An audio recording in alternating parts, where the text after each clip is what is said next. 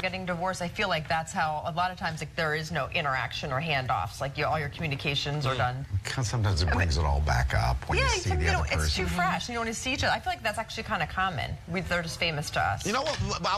I will say here in Hollywood though, we've seen just recently some really functional divorces. We've seen, you know, Chris Martin and we've seen conscious uncoupling. Hey, I'm in the Fox 29 News. We've seen some really functional ones. Even Chris Pratt. A lot of things going on in your world today. Here are some. We'll start off at U.S. Customs and Border Protection Commissioner Kevin Alinen. He's holding a press conference to make an announcement about a, quote, senior leadership position at Customs and Border Protection. If you just let yourself walk that live shot it, again, that is some of the most entertaining television that one can watch. I don't understand how these people get catfished. If I'm talking to you for 6 months, you got to at least show me a FaceTime or something. Anyway, but Max Joseph, the co-host, is leaving the show, and they have some idea of who they might want to replace him. Neve Shulman, the guy who created the show, the guy behind Catfish, would say that Cardi B would be someone that he would like. That would be hysterical. Yes, her commentary. No, it would be funny. She'd never do it. She doesn't have time. That's a step down. She probably probably wouldn't do it. She's a new mom, but Neve says that they would be willing to work around her schedule if she could find the time to come and be a part of the show. I think it would be fantastic, but to your point, she's got a lot on her plate right now. It's probably going to be Charlemagne from the Breakfast Club. Hasn't he done stuff with them before? I thought. Yeah, he just did, shout out to my brother Charlemagne the God, he just did Catfish Trolls with him, which was a different show. Oh, okay. But he would be awesome to have on there as well, yeah. Okay. I certainly support what you're doing with the Kaepernick thing, that's all I'll say. I've been watching you on Instagram. Oh, I appreciate that, man. Thank you. We'll see you at 3. Thanks, man. Thanks, man. Peace. Peace. Bob, AC. Hey, gang, you know, it's only appropriate that the traffic guy goes riding on the bumper cars. You guys are going down. Hit it. Up, up. GMO! GMO!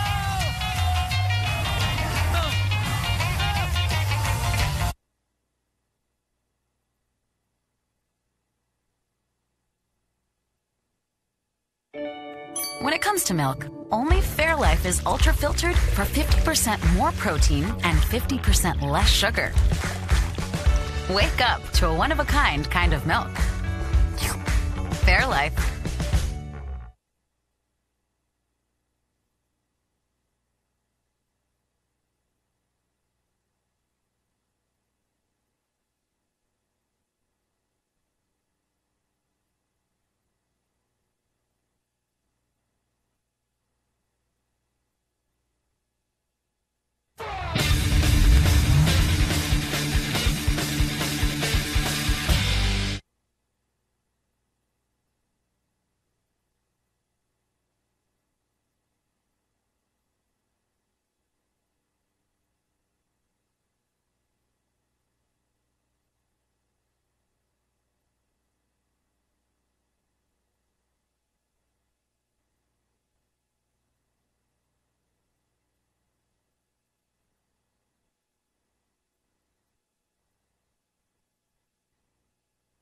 I guess how I see the Border Patrol is I want to ensure that not all pork is created equal. Smithfield Prime is 20% more tender than other leading brands. And with no added hormones, I feel good about serving it. Premium, hand-trimmed, and all-natural. Flavor hails from Smithfield. Service to country as we work to secure the border and to secure the nation. Congratulations, Chief. Thank you. You've been in the job for about a year, I guess, or more. Yes, what is your vision now that you actually are the chief, and what do you see as the greatest challenge you have? Well, as I somewhat stated on the vision, it's really my vision. You're witnessing something very special. A medley of exhilaration, joy, and satisfaction experienced only at the Honda Summer Spectacular event. Getting a deal on a Honda CR-V with a standard rearview camera is as delightful as it looks. But don't just witness this, my friends. Experience these great deals for yourself. Exciting, I know. Visit your local Honda dealer and test drive the Honda CR-V, Motor Trend's 2018 SUV of the year.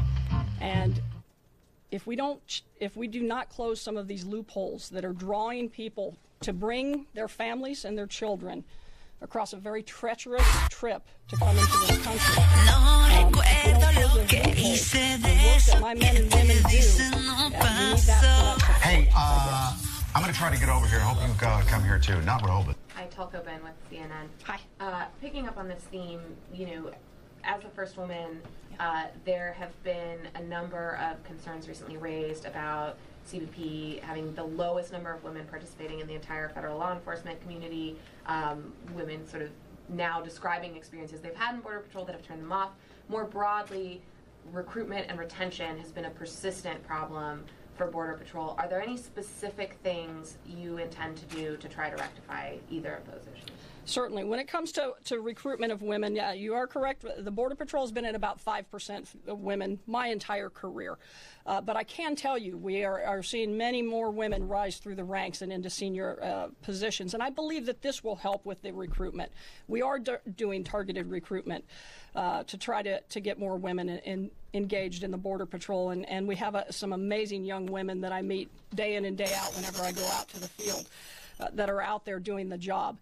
When it comes to retention, retention as a whole, the Border Patrol is difficult, right? We work in remote locations along the border, small towns. The work is dangerous, and you're working alone at night, a lot of times with your backup very, very far away. But we're doing things for our workforce, like we've worked with our union and created an operational mobility program where our men and women on the front lines now have an opportunity to move. Prior to that, unless you promoted, it was very difficult to move from one station to another. We're seeing some positive results there. Our attrition rate has gone down dramatically here in the last year and a half. We are working diligently to look at other retention incentives and things that we can do to try to keep the workforce here. We've got some great men and women, and I want to keep the men and women that we have currently in the workforce out there, because I know and I see the amazing things they do day in and day out. So it's my job to ensure that I'm here to support them to the best of my ability and to get them everything they need to do the job. All right, everybody. That's it. I'm sorry. That's all the time we have. My team is happy to follow up with anyone on any additional questions or follow-up. Thank you, Chief. Thank you. Thank you. Thank you.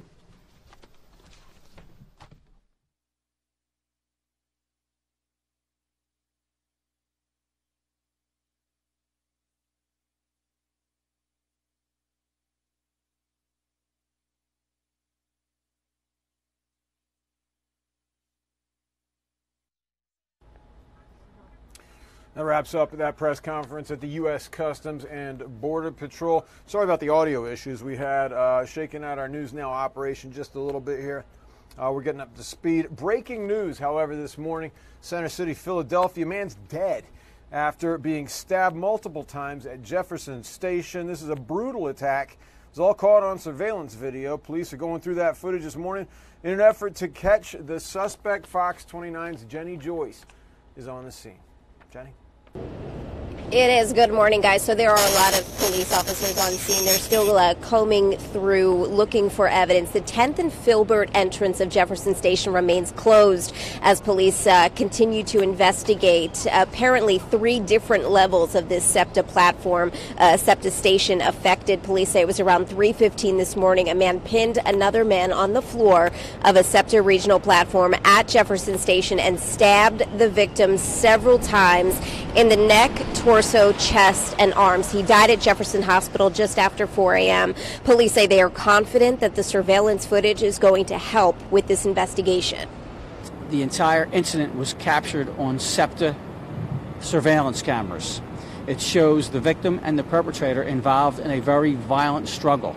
And you can see the perpetrator stabbing the victim numerous times.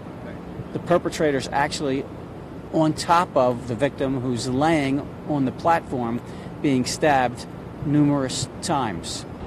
The suspect is believed to have been wearing red high-top sneakers and blue jeans while carrying a black backpack. Investigators say they did not recover a knife from the scene. They think that the suspect ran off with it. Back out here live, police tell us that the victim did not present an ID at the hospital, though he appears to be a man in his 30s. We'll send it back to you.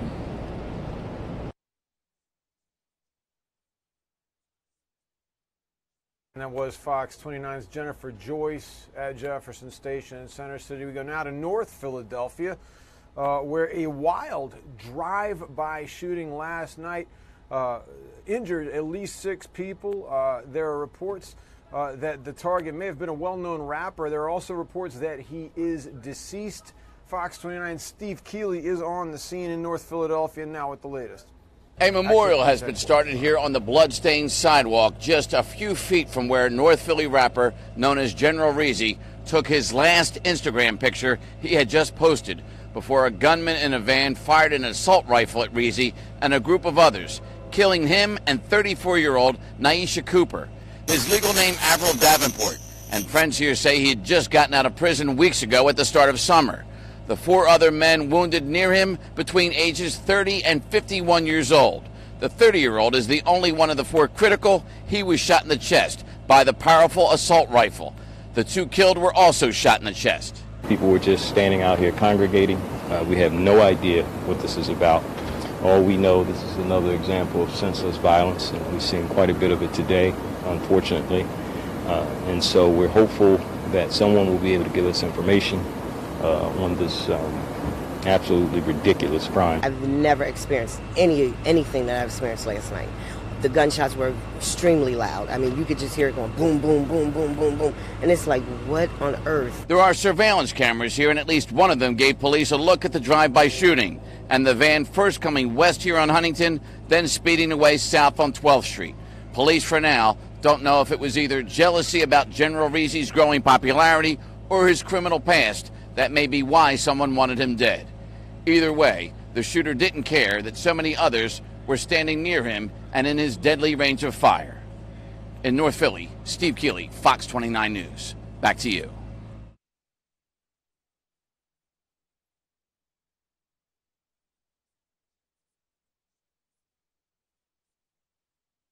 Keeley at police headquarters. You know what? It's that time of the year again. The Philadelphia Eagles will hit the gridiron once again tonight to start their year at Lincoln Financial Field against the cross-state rival Pittsburgh Steelers. It feels like yesterday for our world champion fans. However, the buzz and excitement of Philadelphians has yet to die down. We're still not done celebrating. Fox 29's Jennifer Frederick is at Independence Beer Garden rallying with some of those good Eagles fans. There's Jen at Independence Beer Garden. Here's the situation. We wanted to have some fun. Good morning. Good morning. You guys are ready for this, yes? What? Yeah, I mean the game. Oh, yeah, that too. It's Buds for Suds. Let's go, Sudfeld. It's the Buds for Suds. Okay, that's really good. Okay, and you've already identified what you think is your favorite thing, right? It's this corn on the cob? Yeah, look at that thing. And someone's already called dibs on it over there. She's like, hands off the cob. Okay, well, I've got a guy that actually made all of this stuff. Good morning, chef. Hi, how are you? I'm good. Okay, so tell us, these guys are waiting all morning to eat. This is like this little extra. I'm calling that little extra. What is extra? That? Well, that is our street Mexican corn. What it is chipotle aioli, little cojita cheese, a nice chives on top to make it look beautiful. Que linda. Yeah, bien bonita. Okay, what's this? That is our cheesesteak. Thank you. Cheesesteak. That is our cheesesteak soft bun, freshly sliced ribeye in the house with some homemade. These guys rode their bikes around the whole, all of Philadelphia. Okay, next thing. Nice. The next thing what we have is the cheese curds. It's a mixture of cheese curds. Yeah, that's some Minnesota kind of thing. There you go. We got a little bit of everything. All right, that's fine. This, you guys are known. May I say barbacoa? Barbecue, yes. Yeah, it's so good. Is there a secret to making good barbecue? Well, if there is a secret, I can't tell you. All right. Okay. But it's good tailgating food, right? Because it's a lot of people. Absolutely. But the secret to all these items are love and dedication. My man is talking about love. Wow. Maybe you need to learn a little bit more about love and dedication. Okay, move on. So then there's a salad thing because, you know, Marshall, are you dating? No. He's looking for love? I don't know. I'm not sure. But he needs to be on the skinny man plan. So he's going to have some Caesar salad? That is actually our heirloom tomato salad with a green goddess dressing, some nice homemade croutons. I love it. I see some wings. Those wings are classic, definitely. Just dry buttermilk dredged. Ricardo liked that. Delicious. Le gusto. And then on top of that, we just got a little bit of honey drizzle. Okay, and then if you're going to have a barbecue, my friend, you need the ribs. You got the ribs, the St. Louis ribs. What they are is they are brined for a day, they are marinated, dry rubbed for another day, and then get smoked. Are you ever in the kitchen being like, dude, when are these ribs going to get done? I mean, no, you can't rush it. Can't rush it. Just got to let it be so it can be nice, tender, and delicious. Thank you for doing this. Now, no good deed goes unpunished. You know, we're not even into the regular season yet, so if this is your preseason tailgate, you're going to be called up to duty again. Is that okay? Yes, please. Come by. You got to get the oh yeah that you Okay, hold on. He's got one of the deepest oh yeahs I've ever heard. But not only is he, hold on, he's not just deep. Stand up. Look at her towering over everybody. Okay. So, Yes, how do you want to say something like "Good Day Philadelphia" is awesome? Good day, Philadelphia. It is awesome. Oh my God. We need to get him some voiceover work. Please. I need some work better than what I have. Well, why not? Please make me famous. Please. He should be the voice of our station. I've been saying that we should change our voice. He'd be great. Thank you. Exactly. E-A-G-L-E-S, Eagle. I'm not kidding. You guys should get one of those voiceover agents, and they do exist. Thank you. I saw the salad you were talking He about. doesn't say it's amazing. Watermelon. Watermelon, feta, cucumber. It is so good. Tomatoes. And the curd over there is fantastic. Oh, the cheese curds, yes. Beer in the morning. Oh, excuse me. Hi. No deal yet, but will President Donald Trump testify before Special Counsel Robert Mueller? Mike and Alex on Fox. Good day, Fox 29. Good day this morning. We're live with Doug Luzada this morning in Washington, D.C. Here's that conversation. Trump's legal team, including Rudy Giuliani, of course, has responded to the special counsel's request for an interview. This has been going on week after week after week. Yep, but let's get to Doug Luzada, because what was the president's answer, Doug? Yeah, it's kind of like watching a tennis match here between Mueller's office and the White House as they go back and forth with these terms. We saw a response yesterday, or we know there was a response yesterday from the president's attorneys. We don't know specifically what it said, but they're looking to limit the questions that the president would have to answer if he sits down for an interview. That's a big if right now because they have not reached an agreement. Will he or won't he? President Trump has said he wants to testify before Special Counsel Robert Mueller, who's investigating possible Russian collusion and obstruction of justice, but his lawyers aren't so sure. The president did nothing wrong. A Trump attorney, Rudy Giuliani, says the president's legal team has responded to Mueller's latest interview request with what sounds like a counteroffer, perhaps limited questions on certain topics, part of a protracted negotiation. But Giuliani is openly questioning Mueller's motives, saying he already has much of the information he needs. So stop the nonsense. You are trying to trap him into perjury because you don't have a case. And the Trump team may be looking for a timeline from Mueller as part of a deal, a commitment to wrap up the investigation soon. But there is a very real danger for the president if he testifies, and that's why this could lead to a subpoena battle that's waged all the way to the Supreme Court if an agreement isn't reached. To be honest with you, the president has had a hard time keeping the story straight on some of these issues. And so, he's had different points of view at times in this process. And so if that happens in front of the special counsel on the record, that is a disaster for the president. He should listen to his legal team. And as far as the potential timeline is concerned, the president's attorneys want to see this wrapped up by September. That's next month. Seems really, really unlikely. But the advantage from the president's point of view is that then it would be done before the midterm elections, but that cuts both ways. It depends what Mueller comes up with. Mike and Alex. Definitely cuts both ways. Okay, Doug, we'll see you tomorrow. And also this morning on Fox 29 Good Day, the team caught up with an artist who received a lot of buzz around the city for his last piece of artwork. He unveiled his newest one this morning. Check this out. All right, let's get into this picture. Well, photo. Digital art. Digital art, that's what it's called, because our next guest just explained that to us. And this digital art really went everywhere because it showcased famous Philadelphians, and then some famous Philadelphians reposted it, and then everyone was talking about it. Well, let's just show it. Yeah, Will Smith, Kevin Hart, they were included in the picture, and so they posted it on their Instagram pages, and they asked, wait a minute, who else should be on here? And then everybody started weighing in. Some people had some issues with some folks that were featured, and then other people said, no, you've left so many others out. So, after taking everyone's comments into consideration, he's a big task. Graphic artist Mike Doughty he's decided to create a new work of art. This is like, I don't know, Mike, we have you here. Should you call it part 2? Or is that what we should call it? It's Philly Family 2. I was going to do Philly Family after party, but I was just go generic, just go with 2. Because you may have to do a 3rd and a 4th, because we're just scratching the surface of famous Philly people. Mike, tell us about you real quickly. Where'd you grow up? I grew up in North Philadelphia, went to Simon Gratz, went to Penn State. 10th and 11th grade, I went to USC, took summer classes there, and got introduced to graphic design, and I fell in love with it. You're so talented. This is not a painting, and it's not photography, it's digital art. Okay, now tell us about the controversy. You put Bill Cosby in here. People were upset about that. Yes, I did. I wanted to honor the old Bill Cosby.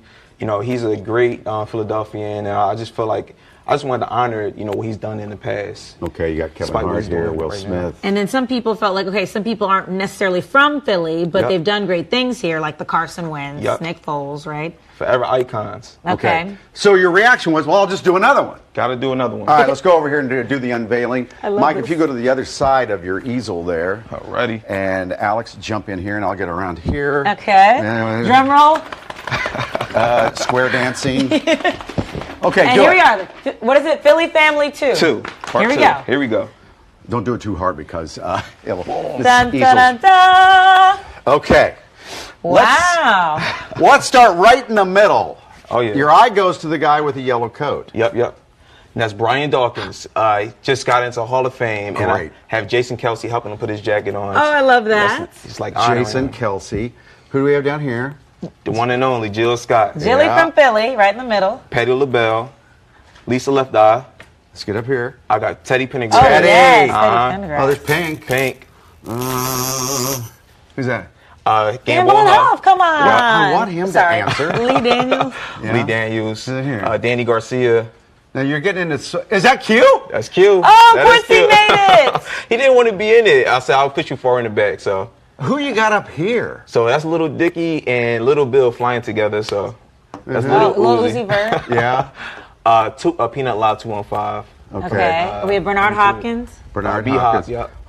Mark Lamont Hill. There's me. Yeah. Look at you. There's Alex. Oh, hey, I made it. Now, in something I'm going to call, you can't make this stuff up. It looks like a woman has come between me and my friend Mark Lamont Hill. And it's you, Alex Holly. I don't think I get it. You don't get it. Anyway, can I buy this and put it in a friend's apartment? It's perfect. It is great.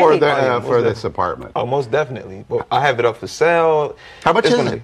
Online, it's going to be $50. And come on. Jack up the price. I know. He should be your agent. But I have a limited edition for $150, and it's going to be only 10 versions of it. Is that Philly Jesus? That's Philly Jesus. Oh my gosh! Yes. And how long does it take to make these?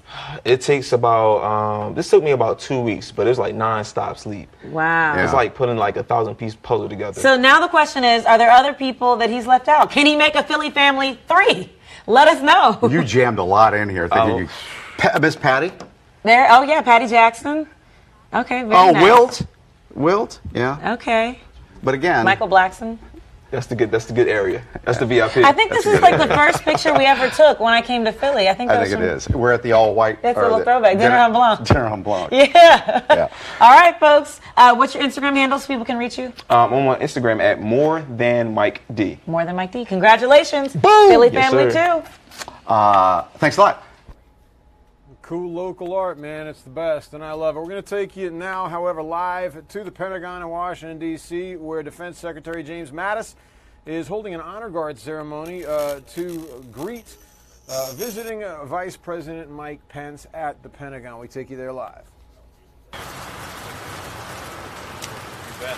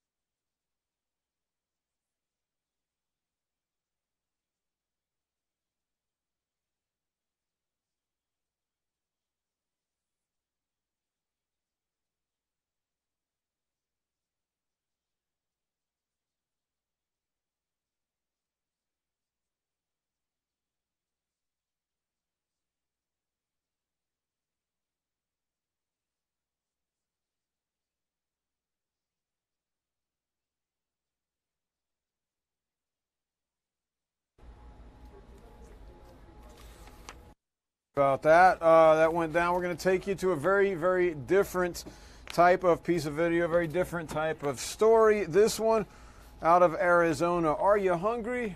Nah. No, I mean real hungry.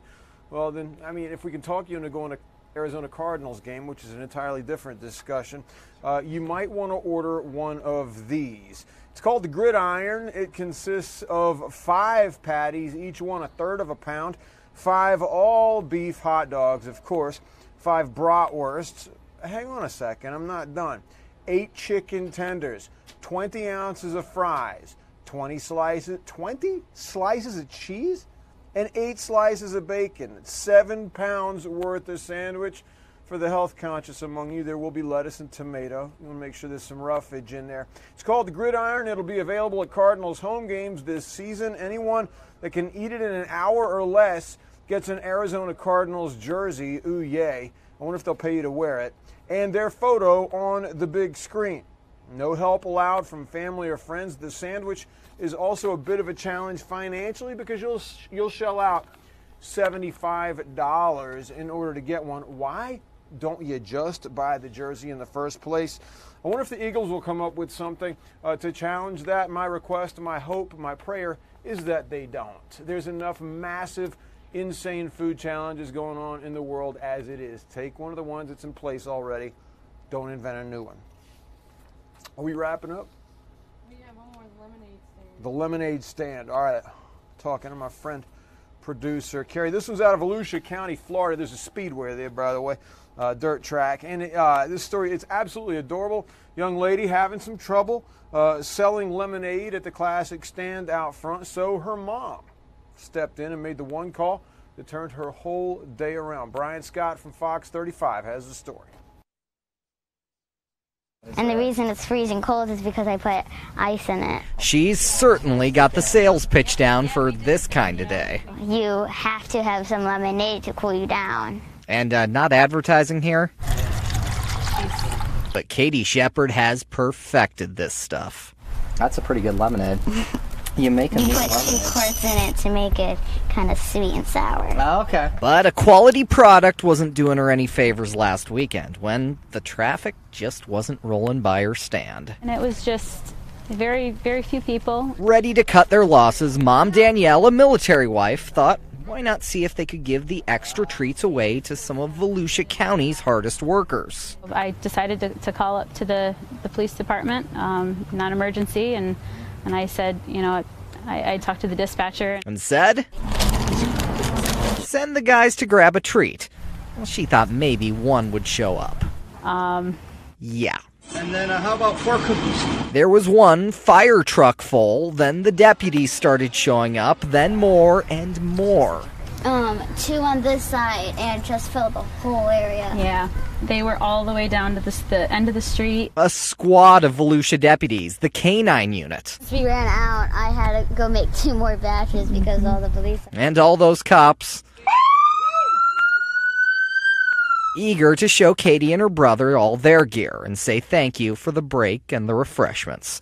They even filled the tip jar, even though she says heroes eat and drink here for free. They do plenty for us. They protect us. Mm-hmm. Yeah. They do. So we have to give them a treat. Not a bad day at the stand for anyone. In DeLand, Brian Scott, Fox 35 News.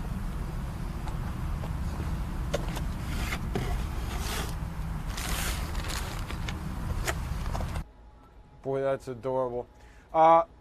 So we take you back to the Pentagon in Washington, D.C., where Defense Secretary James Mattis is welcoming Vice President Mike Pence. Had to drop out a minute ago. We bring you back there now.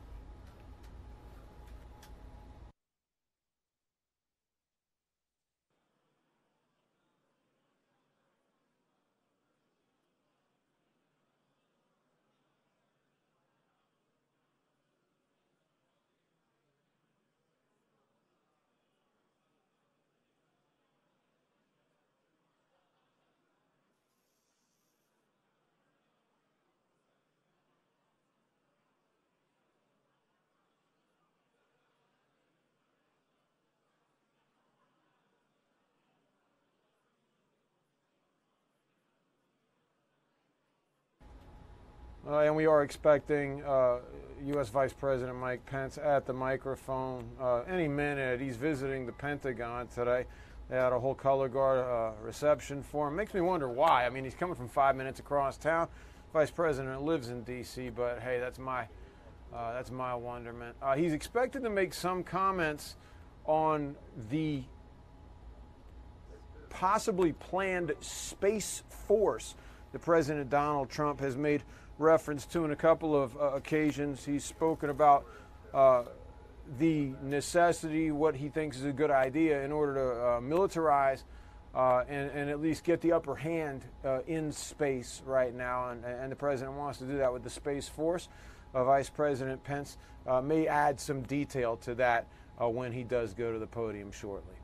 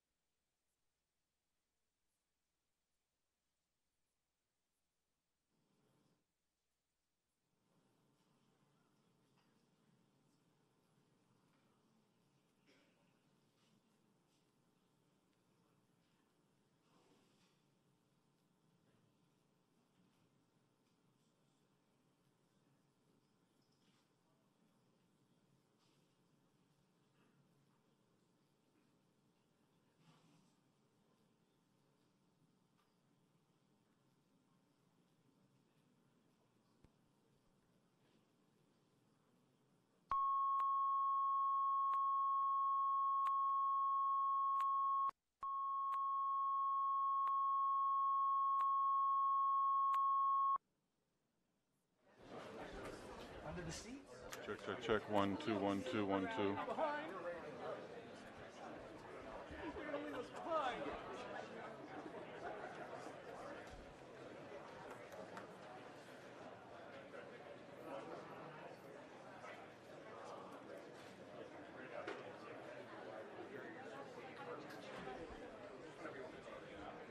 Access Wi-Fi. So he originally took two, one came back in, the other one we had waiting outside. They just were out.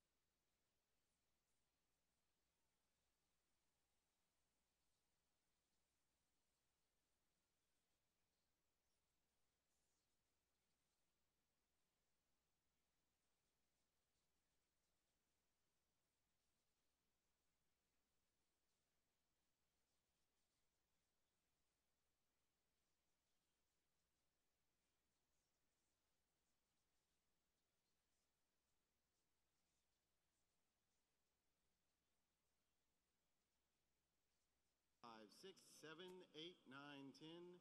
Podium check. 1, 2, 3, 4, 5, 6, 7, 8, 9, 10.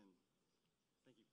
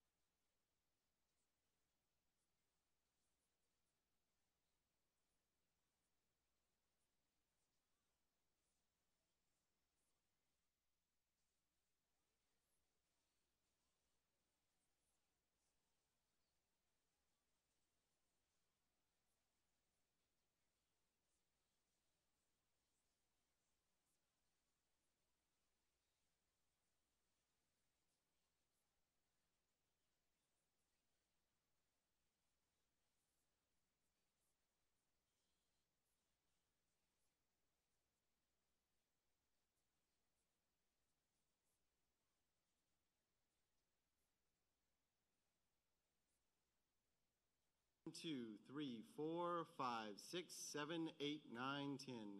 Podium check. 1, 2, 3, 4, 5, 6, 7, 8, 9, 10. Podium check. 1, 2, 3, 4, 5, 6, 7, 8, 9, 10. Podium check. 1, 2, 3, 4, 5, 6, 7, 8, 9, 10. Podium check. 1, 2, 3, 4, 5, 6, 7, 8, 9, 10.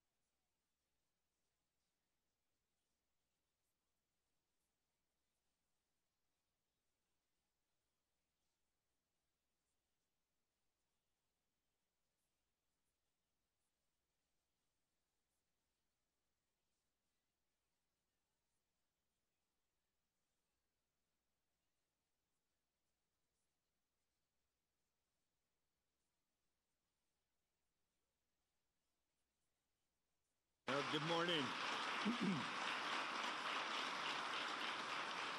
Good morning. Please grab a seat.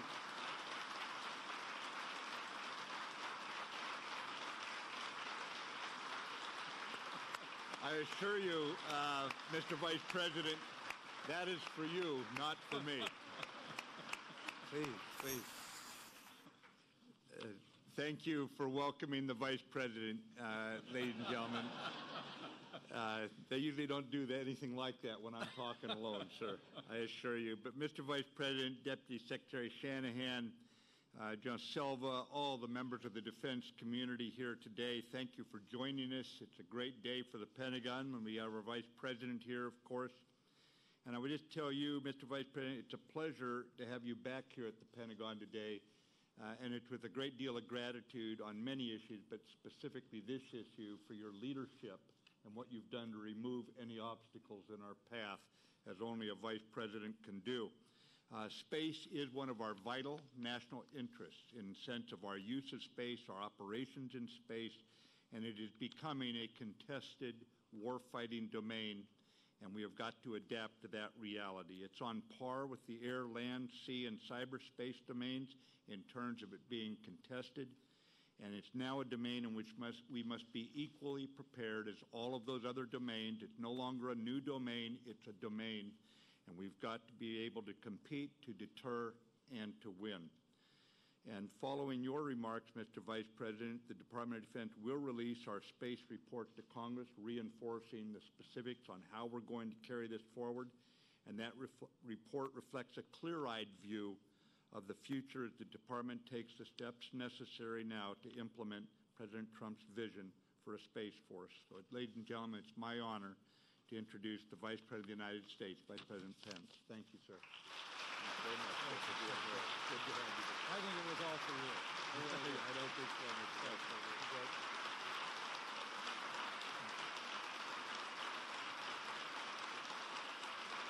Thank you.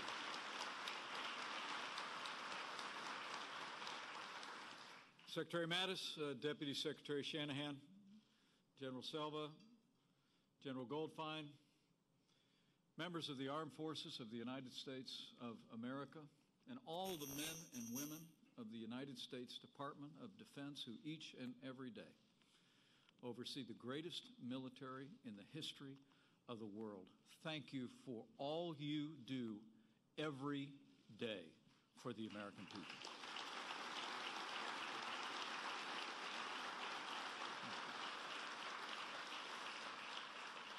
It's my great honor, Mr. Secretary, to join you here today at the Pentagon. And let me begin by bringing greetings from your Commander-in-Chief, who has, from the very earliest days of this administration, proved himself to be a great champion of the armed forces of the United States, committed to strengthening American security here on Earth and in space. I bring greetings from the 45th President of the United States of America, President Donald Trump.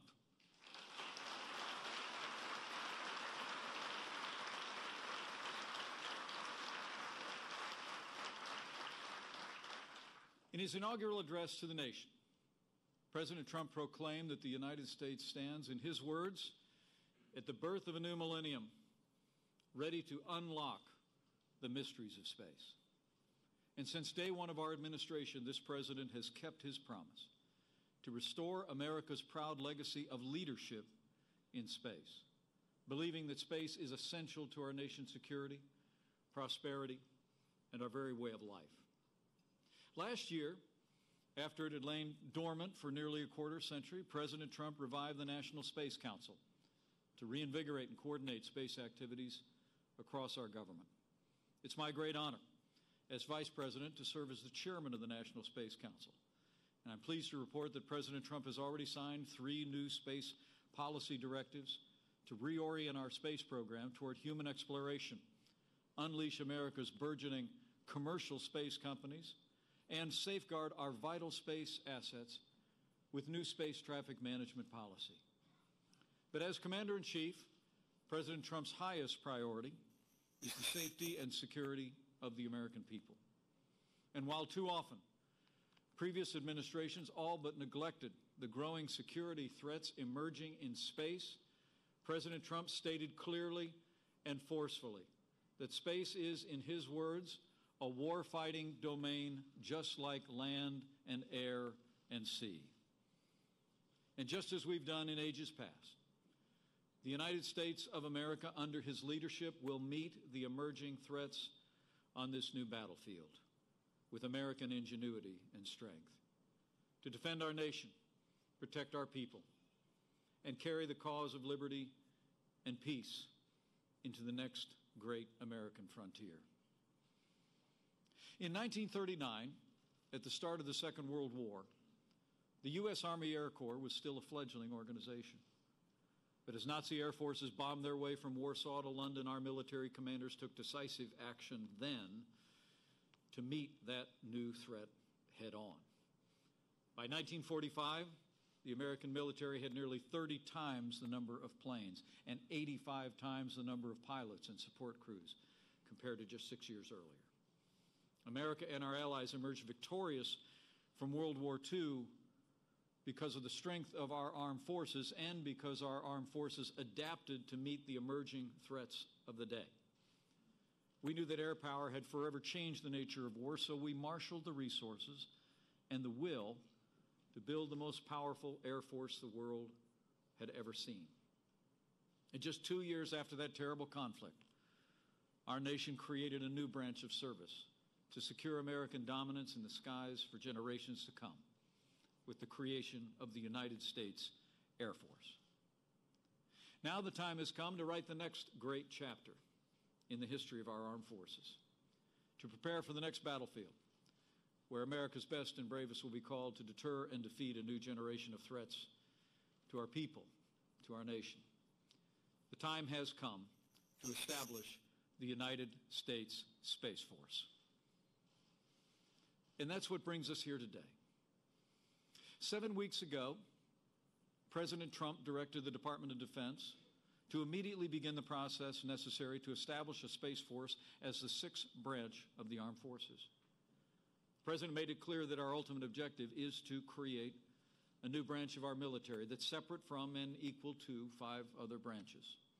Today, the Department of Defense will release a report outlining the first stages of our administration's plan to implement the President's guidance and turn his vision into a reality.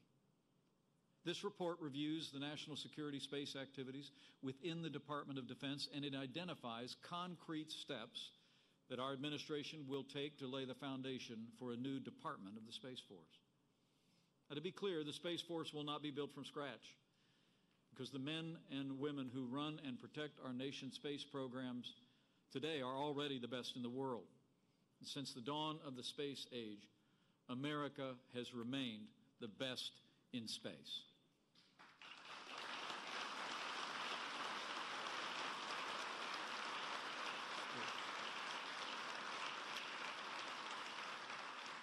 Over the past 60 years, the United States has assembled the largest and most sophisticated constellation of military and intelligence satellites in the world.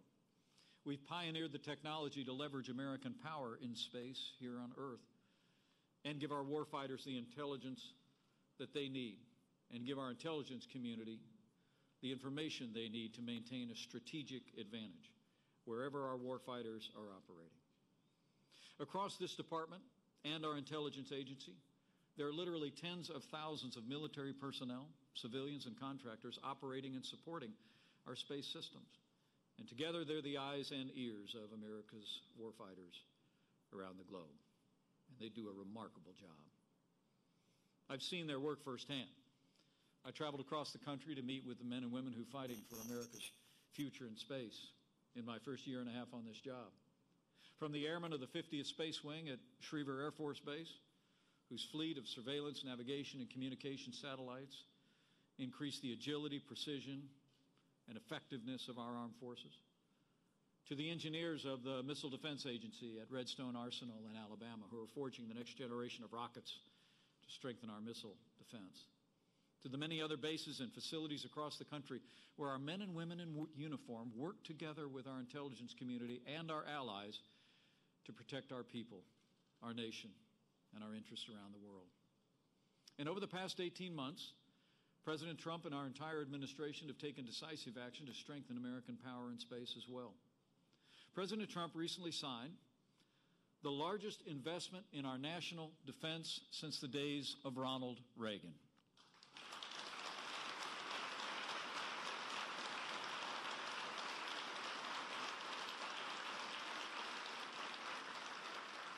And that new defense budget included new resources for 2 cutting-edge military communication satellites and nearly $1 billion for our space defense programs. And today, we renew the President's call on the Congress of the United States to invest an additional $8 billion in our space security systems over the next 5 years. The men and women of this department have also taken historic steps to secure American leadership in space. At the direction of Secretary Mattis, the Department of Defense is fielding a new generation of jam-resistant GPS and communication satellites, and new missile warning satellites that are smaller, tougher, and more maneuverable than ever before. And while these steps have been vital to our national defense, they're really only a beginning. They're only a beginning of meeting the rising security threats our nation faces in space today and in the future. As President Trump has said, in his words, it is not enough to merely have an American presence in space. We must have American dominance in space, and so we will.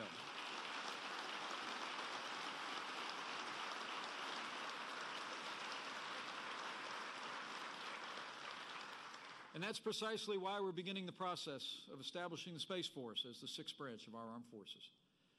Just as in the past, when we created the Air Force, establishing the Space Force is an idea whose time has come. The space environment has fundamentally changed in the last generation. What was once peaceful and uncontested is now crowded and adversarial. Today, other nations are seeking to disrupt our space-based systems and challenge American supremacy in space as never before. For many years, nations from Russia and China to North Korea and Iran have pursued weapons to jam, blind, and disable our navigation and communication satellites via electronic attacks from the ground. But recently, our adversaries have been working to bring new weapons of war into space itself. In 2007, China launched a missile that tracked and destroyed one of its own satellites, a highly provocative demonstration of China's growing capability to militarize space. Russia's been designing an airborne laser to disrupt our space-based system, and it claims to be developing missiles that can be launched from an aircraft mid-flight to destroy American satellites. Both China and Russia have been conducting highly sophisticated on-orbit activities that could enable them to maneuver their satellites into close proximity of ours, posing unprecedented new dangers to our space systems. Both nations are also investing heavily in what are known as hypersonic missiles, designed to fly up to 5 miles per second at such low altitudes that they could potentially evade detection by our missile defense radars. In fact, China claimed to have made its first successful test of a hypersonic vehicle just last week. China and Russia are also aggressively working to incorporate anti-satellite attacks into their warfighting doctrines. In 2015, China created a separate military enterprise to oversee and prioritize its warfighting capabilities in space. As their actions make clear, our adversaries have transformed space into a warfighting domain already, and the United States will not shrink from this challenge.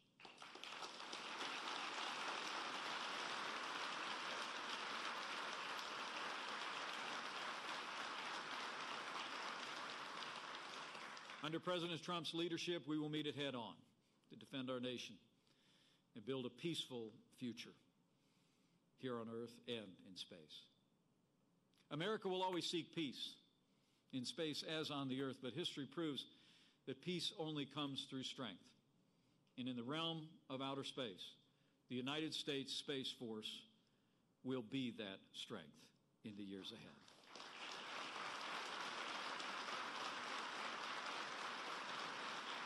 Now, the report the Department of Defense will release today that Secretary Mattis just referenced represents a critical step toward establishing the Space Force as a sixth branch of our armed forces. It actually identifies 4 actions that we will take to evolve our space capabilities, and they are built on the lessons of the past. We all remember the hard lesson learned in the early 1980s as the tragic debacle of Desert One took place. 8 American patriots fell in the line of duty while trying to rescue their fellow Americans who were being held hostage in Iran. In the wake of that failed mission, America resolved to ensure that our joint warfighters would always have the training, coordination, and leadership they needed to accomplish their missions. And the steps that our nation took in the years that followed paved the way for the creation of the United States Special Operations Command. Since that time, this vital combatant command has directed our Special Operations Forces to become the most effective and lethal fighting force in the history of the world.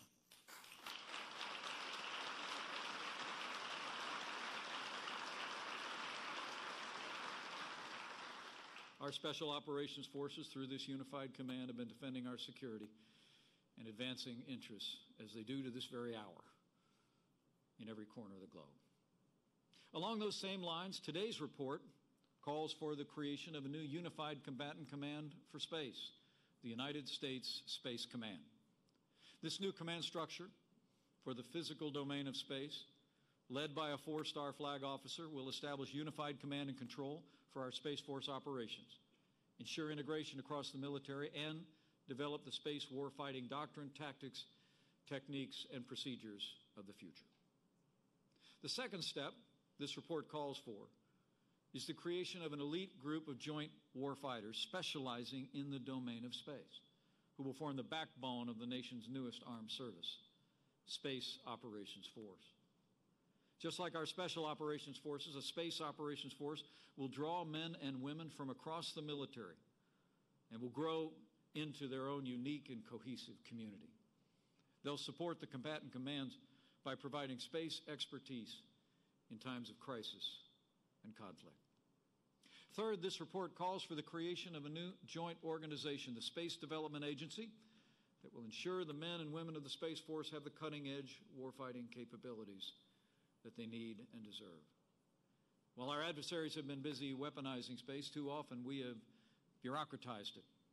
And over time, our ability to adapt to new and emerging threats has been stifled by needless layers of red tape. The Space Development Agency will break free from ineffective and duplicative bureaucratic structures to focus on innovation, experimentation, and forging the technologies of the future. Men and women of the Department of Defense have pioneered some of the most groundbreaking discoveries in our armed forces that literally have revolutionized our national defense in times of need.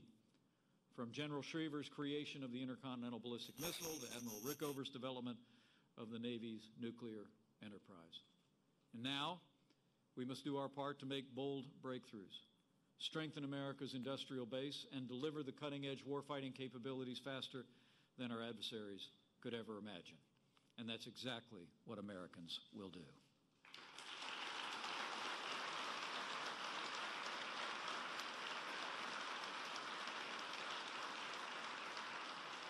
Finally, this report calls for clear lines of responsibility and accountability. The man is the process of standing up and scaling up the United States Department of the Space Force. Creating a new branch of the military is not a simple process. It will require collaboration, diligence, and above all, leadership. As challenges arise, deadlines approach, there must be someone in charge who can execute, hold others accountable, and be responsible for the results. So we will create a single civilian position reporting to the Secretary of Defense to oversee the growth and expansion of this new branch of the service. This position will be a new Assistant Secretary of Defense for Space, and this leader will be key to the critical transition to a fully independent Secretary of the Space Force in the years ahead. President Trump and I are grateful, truly grateful to Secretary Mattis for this department's diligence in preparing this report. And our administration will soon take action to implement these recommendations with the objective of establishing the United States Department of the Space Force by the year 2020. Ultimately, Congress must act. to establish this new department, which will organize, train, and equip the United States Space Force. Our administration is already working with leaders in the Congress to do just that. We're building bipartisan support for our plan, working closely with committee counterparts like Congressman Mac Thornberry, Congressman Adam Smith, Congressman Mike Rogers, and Congressman Jim Cooper. Next February, in the President's budget, we will call on the Congress to marshal the resources we need to stand up the Space Force. And before the end of next year, our administration will work with the Congress to enact the statutory authority for the Space Force in the National Defense Authorization Act. Our nation's armed forces have always been the vanguard of advancing American leadership here on Earth and beyond. The Space Force is the next and natural evolution of American military strength. The first American rockets in space were launched by our military. The first American satellites to orbit the Earth were on reconnaissance missions, peering behind the Iron Curtain. The first Americans to step forward to venture into the unknown were the world's greatest aviators and test pilots from the Navy, the Air Force, and the Marine Corps. And the next generation of Americans to confront the emerging threats in the boundless expanse of space will be wearing the uniform of the United States of America as well.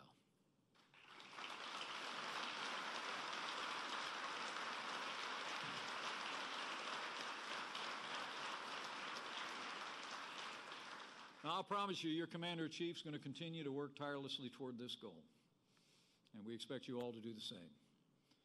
To all the men and women of this department, this is the moment, now's the time, to act quickly using all the tools at your disposal to lead our nation forward with President Trump's vision to meet the challenges that lie ahead. There's much work to do. Success will demand the very best of each of you. So be bold, be creative, unencumbered by the past or the status quo. And remember, when it comes to defending our nation and protecting our way of life, the only thing we can't afford is inaction. The American people deserve our very best, and they will have it.